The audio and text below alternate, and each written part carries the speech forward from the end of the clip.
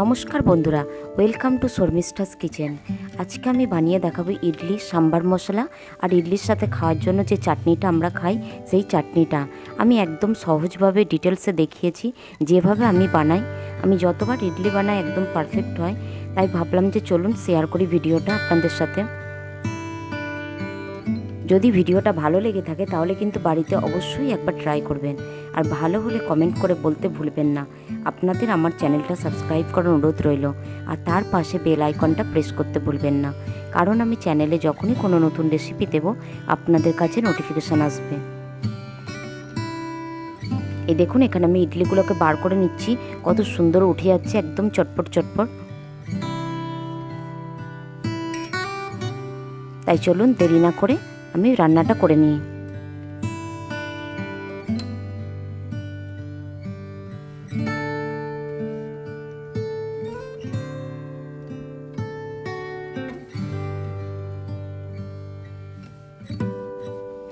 এই দেখুন, ইডলিটা ফাটিয়ে দেখাচ্ছি আমি।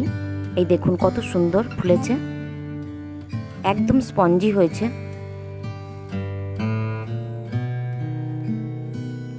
সাম্বার মশলা বানাবার জন্য দেখুন এখানে কী কী নিয়ে নিয়েছি আমি।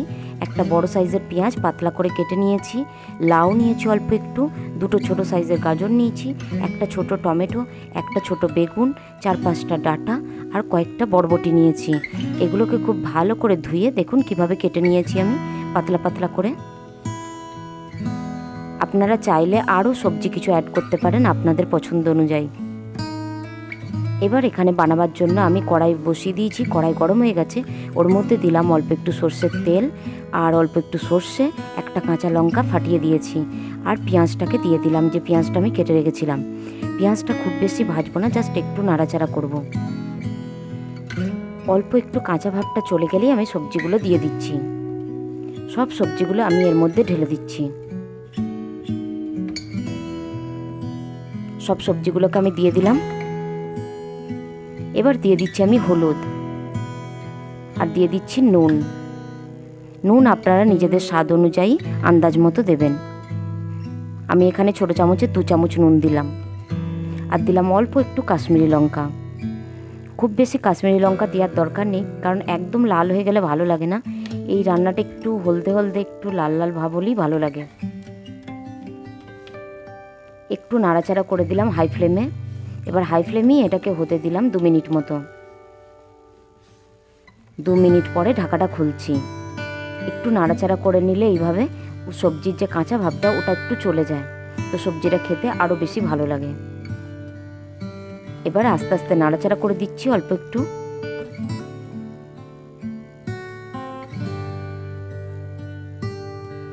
নাড়াচাড়া করে দিলাম আমি। এবার আমি একটা বাটির মধ্যে মুসুর ডাল ভালো করে ধুয়ে ভিজিয়ে রেখেছিলাম, ডালটাকে দিয়ে দিচ্ছি। আপনারা চাইলে তুর ডালও দিতে পারেন, আপনাদের পছন্দ অনুযায়ী দিতে পারেন। আমাদের ঘরে এই ডালটা দিয়েই বেশি ভালোবাসে, তার জন্য আমি এই ডালটা দিয়ে দেখাচ্ছি।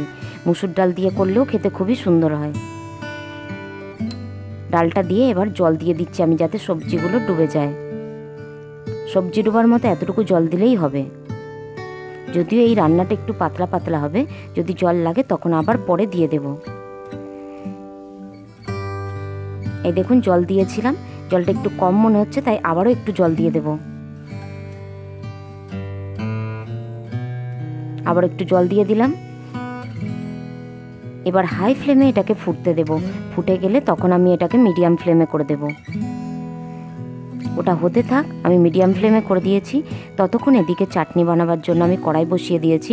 কড়াইয়ে অল্প একটু রিফাইন তেল দিয়ে ছোলার ডাল দিয়ে দিলাম আমি। দেখুন কতটা ছোলার ডাল দিচ্ছি। এই ডালে 5-6 জনের আরামসে হয়ে যাবে। এবার এটাকে একটু ভেজে নেব ডালের কাঁচা ভাবটা চলে যাওয়ার জন্য। অল্প একটু লাল লাল হতে স্টার্ট হলেই তখন আমি গ্যাসটাকে বন্ধ করে দেব। এখন আমি লো ফ্লেমে এটাকে ভাজছি। ভালো করে নাড়াচাড়া করে নিলাম। ডালটা আমার ভাজা হয়ে গেছে, তাই মিক্সারে বাটির মধ্যে ঢেলে নিয়েছি ডালটাকে, আর দিয়ে দিয়েছি অল্প একটু জল। যদি জল লাগে তখন আবার পরে দেব, এখন খুব বেশি জল দেওয়ার দরকার নেই। আর আর দিচ্ছি কয়েকটা কারি পাতা, আমি গাছ থেকে তুলে এনে ভালো করে ধুয়ে নিয়েছিলাম। আর দিচ্ছি 2টো কাঁচা লঙ্কা। এবার এটার একটা পেস্ট তৈরি করে নেব, কিন্তু একদম ফাইন পেস্ট তৈরি করব না, একটু যেন দানা দানা থাকে, তাহলে খেতে বেশি ভালো লাগবে। একবার জাস্ট ঘুরিয়ে নিয়েছি, খুব বেশিক্ষণ আমি ঘোরাইনি। এই দেখুন, কারণ এই সময় এবার আমি দেব নুন, তাহলে নুনটা খুব ভালো করে মিশে যাবে। এই যে নুন দিয়ে দিলাম, নুনটা আপনারা নিজেদের আন্দাজ অনুযায়ী দিয়ে দেবেন। দিয়ে আরও একবার ঘুরিয়ে নেব কয়েক সেকেন্ড মতো।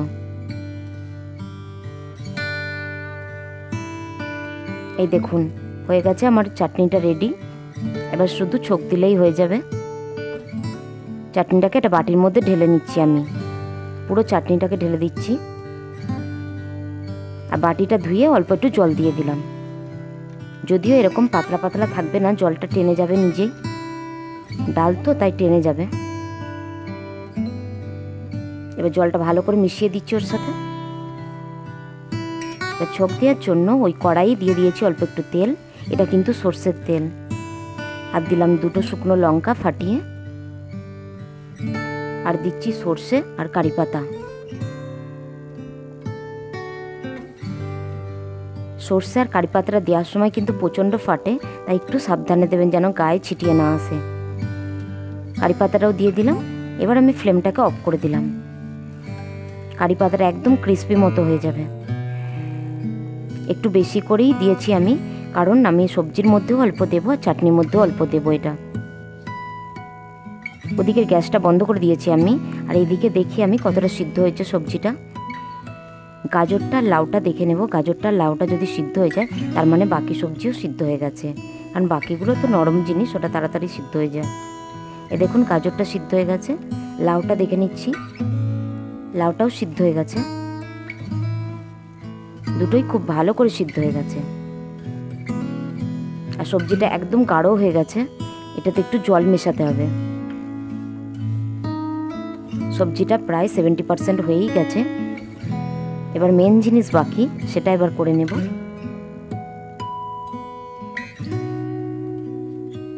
একটু খুন্তি দিয়ে নাড়াচাড়া করে দিলাম সবজিটাকে।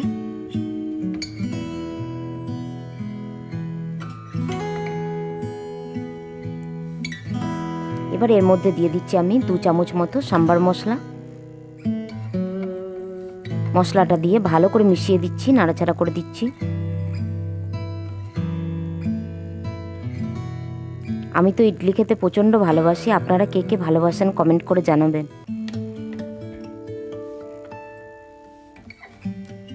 এবার দিয়ে দিচ্ছি তেঁতুলের পাল্প, বেশ খানিকটা দিয়ে দিলাম, ভালো লাগবে খেতে। আর দিয়ে দিচ্ছি অল্প একটু জল, কারণ এই সবজিটা পাতলা হবে। আর দিয়ে দিলাম তেঁতুলটাকে অ্যাডজাস্ট করার জন্য অল্প একটু চিনি। আর যে সর্ষে কারি পাতাটা করে রেখেছিলাম ওটা হাফ দিয়ে দিচ্ছি, আর হাফ আমি চাটনিতে ঢেলে দেবো। এবার হাই ফ্লেমে আমি সবজিটাকে ফুটতে দিয়েছি।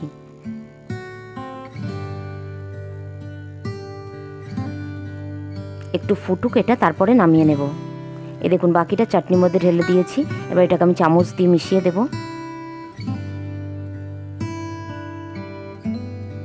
এই চাটনিটার মধ্যে বাটার সময় অল্প একটু রোস্টেড বাদামও দেওয়া যেতে পারে, খেতে খুব ভালো লাগে। আর এই দেখুন সবজিটা কি সুন্দর লাগছে দেখতে, যেরকম কালার লাগছে সেরকম খেতেও দারুণ, আর গন্ধও খুব সুন্দর বেরিয়েছে। এই দেখুন কি সুন্দর লাগছে, তাই না? দেখে খেতে মন যাচ্ছে, তাই না? তাই বাড়িতে একদিন বানিয়ে ফেলতে হবে। আমি যেরকমভাবে দেখিয়েছি ঠিক এইভাবে বাড়িতে বানাবেন, দেখবেন খেতে খুব ভালো লাগবে, বাড়ির লোকের সবার ভালো লাগবে। চাটনি রেডি হয়ে গেছে, সাম্বার মশলা রেডি হয়ে গেছে। এবার ইডলি বানাবার জন্য দেখুন এখানে আমি 1 কাপ চাল আর হাফ কাপ বিউলির ডাল ভিজিয়ে রেখে বেটে নিয়েছিলাম, আর সারা রাত ওইভাবেই বাটাটা রেখে দিয়েছিলাম ঢাকা দিয়ে। আর পরের দিন আমি এই দেখুন ইডলিটা বানাচ্ছি। দেখুন কি সুন্দর ফার্মেন্টেড হয়ে গেছে। এই সময় দিয়ে দিচ্ছি আমি অল্প একটু খাবার সোডা, আর দিচ্ছি অল্প একটু নুন। যখন বাটাটা ঢাকা দিয়ে রেখে দেবেন ফার্মেন্টেড হতে, তখন কিন্তু নুন দেবেন না, এই সময় নুনটা দেবেন। এবার অল্প করে এটা একটু ফাটিয়ে নেব, খুব বেশি ফাটাবার দরকার নেই। জাস্ট অল্প কয়েক সেকেন্ড মতো ফাটিয়ে নিলাম।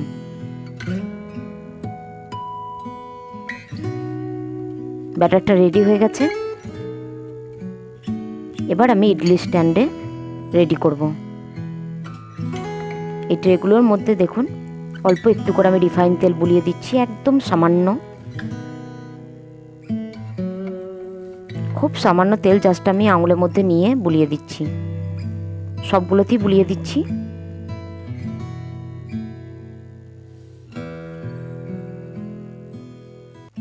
বুলিয়ে দিলাম সবগুলো।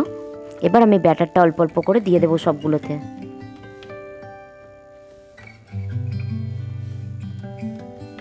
সবগুলো দিয়ে দিচ্ছি। একটা ছোট সাইজের হাতা নিয়েছি, ওই হাতায় করে আমি এক হাতা করে দিয়ে দিচ্ছি সবগুলোতে। আমি যতবার ইডলি করেছি খুব সুন্দর ফোলে। এই দেখুন এইভাবে সবগুলোতে দিয়ে দেব। একদমই কঠিন না ইডলি বানাবার, খুবই ইজি।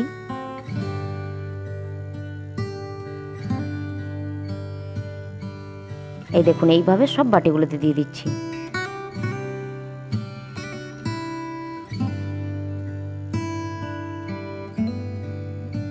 এইভাবে রেডি করে নিচ্ছি।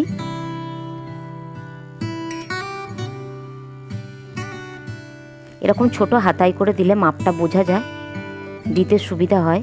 তা না হলে আপনারা কিছুতে করেই দিতে পারেন, কোনো অসুবিধা নেই।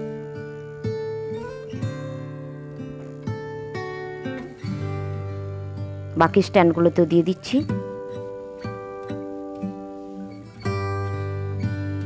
যদি কারো ঘরে ইডলি স্ট্যান্ড না থাকে তাহলে কিন্তু ছোট বাটিতে করেও করা যায়, সেম প্রসেসে। এই দেখুন সবগুলো রেডি করে নিয়েছি। এবার উপরের যে ক্যাপটা থাকে ওটা লাগিয়ে দিলাম যাতে ওটা বেরিয়ে না যায়। ভালো করে টাইট করে আটকে দিলাম। আর এদিকে আমি দেখুন ইডলি স্ট্যান্ডের মধ্যে এই যে দাগটা দেখছেন, এই দাগটা পর্যন্ত জল দিয়ে লো ফ্লেমে গরম হতে দিয়েছিলাম। এই দেখুন জলটা ফুটে গেছে একদম টকবক করে। এবার এর মধ্যে আমি এটাকে বসিয়ে দিচ্ছি। এইভাবে 15 মিনিট ঢাকা দেওয়া থাকবে। 15 মিনিট পরে আমি ঢাকাটা খুলব। একদম ঘড়ি থেকে 15 মিনিট রাখলেই হবে। এই দেখুন 15 মিনিট পরে আমি ঢাকাটা খুলছি। কত সুন্দর ফুলেছে দেখুন, একদম বড় বড় হয়ে গেছে ফুলে।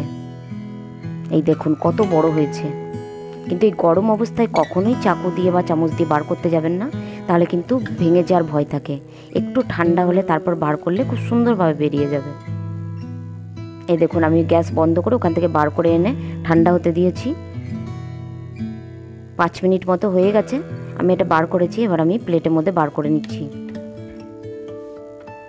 এই দেখুন একটা ধারালো মতো চামচ নিয়েছি, আপনারা চাইলে চাকুও নিতে পারেন। চামচের পিছনটা দিয়ে এই দেখুন কিভাবে ঘুরিয়ে করছি। চামচটা পাতলা আছে ওই জন্য তুলতে সুবিধা হচ্ছে। এই দেখুন কি সুন্দর উঠে যাচ্ছে, একদম স্পঞ্জি স্পঞ্জি ইডলি তৈরি হয়ে গেছে।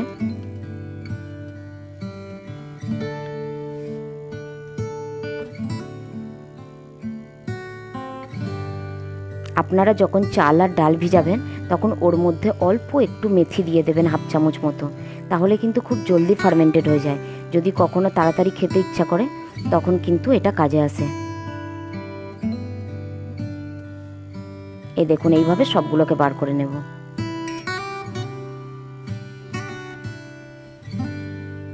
ইডলিগুলো বার করতে একদমই কোনো কষ্ট নেই, খুবই সুন্দরভাবে উঠে যাচ্ছে। যদি না ফুলে তখন চিপসা চিপসা মতো দেখতে লাগে, কিন্তু এই দেখুন যদি ফুলে ওঠে কি সুন্দর লাগে দেখতে। দেখুন একদম রেডি হয়ে গেছে। আবারও ফিরে আসবো নতুন একটা রেসিপি নিয়ে। ততক্ষণের জন্য ভালো থাকবেন, সুস্থ থাকবেন। ধন্যবাদ।